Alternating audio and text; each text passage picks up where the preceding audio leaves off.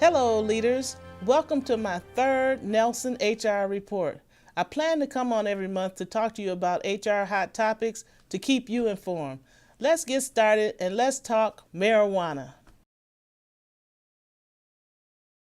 Okay, Michigan voters are slated to go to the polls next month and vote on marijuana legalization. So, if Proposal 1 passes, what does that mean for employers? Well, employers should treat it the same way as they treat alcohol. Marijuana cannot violate your employee handbook or your policies. Now, that leads me to tell you about a case that happened recently in New Jersey. In New Jersey, there was a gentleman named Cato, that was his last name. He worked for a glass company. Cato got hurt on a forklift. He hit his head. And the company said, Cato, you have to take a mandatory drug test that's based on company policy. And Cato said, hey, I can't do that because I'm taking doctor-prescribed medical marijuana. Well, the company said it's mandatory, it's company policy, you have to take it, or you have to be off work. You can't continue working. So Cato ended up getting suspended, and he was suspended indefinitely. And so Cato decided to file a lawsuit. He filed a lawsuit for the company's lack of accommodating him by waiving the test. So when it went to trial, the court ruled that the company was right and that the company was not required to waive the mandatory drug test.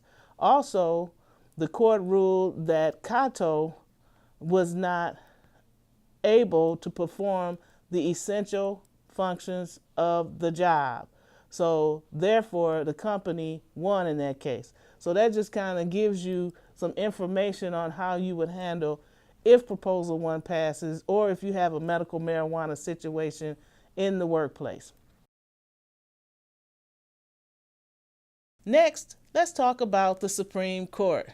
Now, on October the 1st, the Supreme Court heard arguments regarding the Age Discrimination in Employment Act, the ADEA. And as you recall, the ADEA, the Age Discrimination in Employment Act, requires employers with 20 or more employees to not discriminate against people over the age of 40 years old. In this particular case that the Supreme Court heard on October the 1st, it was a lawsuit brought by firemen who were ages 46 and 54. They were fired and younger people were hired.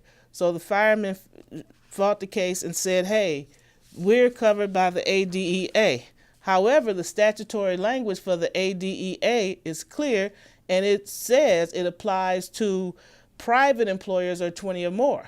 The firemen, they worked in the public sector and there weren't 20 people in the workplace. So we want to hear what the decision will be by the Supreme Court because it could change how a lot of public facilities are handled in the future. Next, I want to talk about October being Domestic Violence Awareness Month. So, studies show that 65% of employers don't have a domestic violence policy.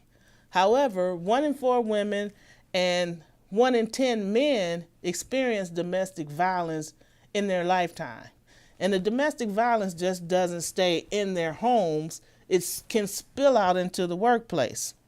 And the thing is that it causes excessive absenteeism in some cases to where 8.8 million days of paid days are taken per year in the United States for domestic violence issues, which results in $1.8 billion in productivity for employers.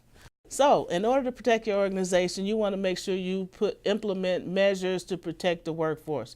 So, here are a few things you can do. Number 1, you want to make sure you have a clear policy regarding domestic violence.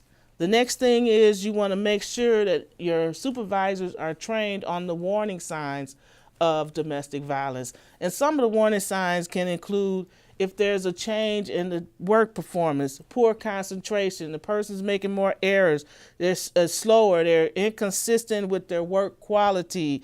It could be an unusual number of phone calls, texts, and then the person is apprehensive about taking those phone calls or texts. It could be somebody sitting out in front of the workplace watching them.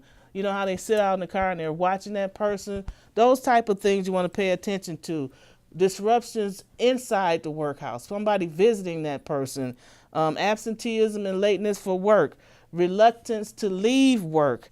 Then there's the other obvious signs like injuries with a black eye or bruises, broken bones.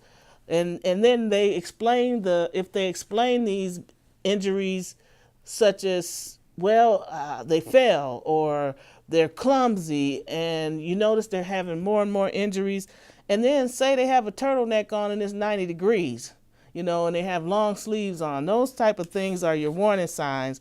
So you want to make sure that you have access to employee assistance programs. You want to make sure that they have the information available.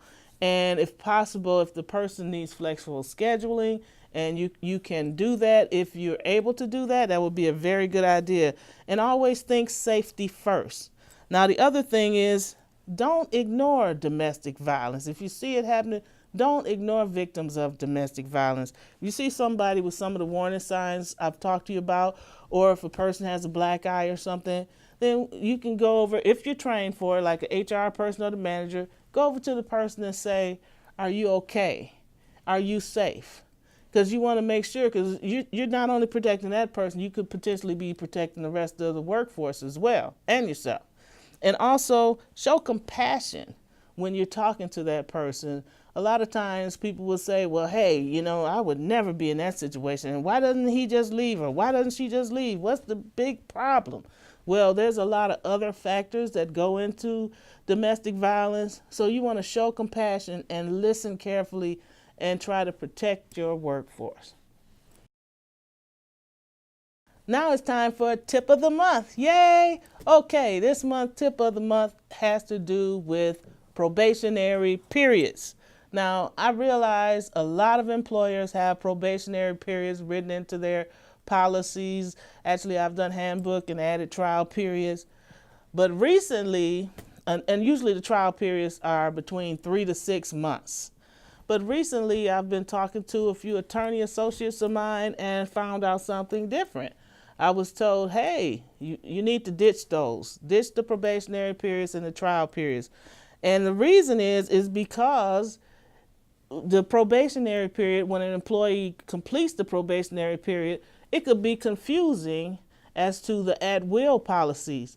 So an at-will means that either the employee or the employer can terminate the employment situation at any time with or without a reason, as long as it's not an unlawful reason. So when you have a probationary period, employees sometimes think, okay, I'm off probation now. You would have to have a cause to fire him. So it complicates the at-will firing at will. So they feel they no longer risk termination unless you have a cause. So in other words, it's more difficult to fire at will. So probationary periods may not be considered best practice. And what do you think? Send me a line and tell me what you think about the whole probationary period thing. Well, that concludes my third Nelson HR report. Thank you for watching. See you next month. Learn how to protect your organization and improve your bottom line. Get your copy of Vanessa's book, 101 Costly HR Mistakes and How to Fix Them. Her book is packed full of real-life experiences and available to you now at Amazon.com or NelsonHRReport.com.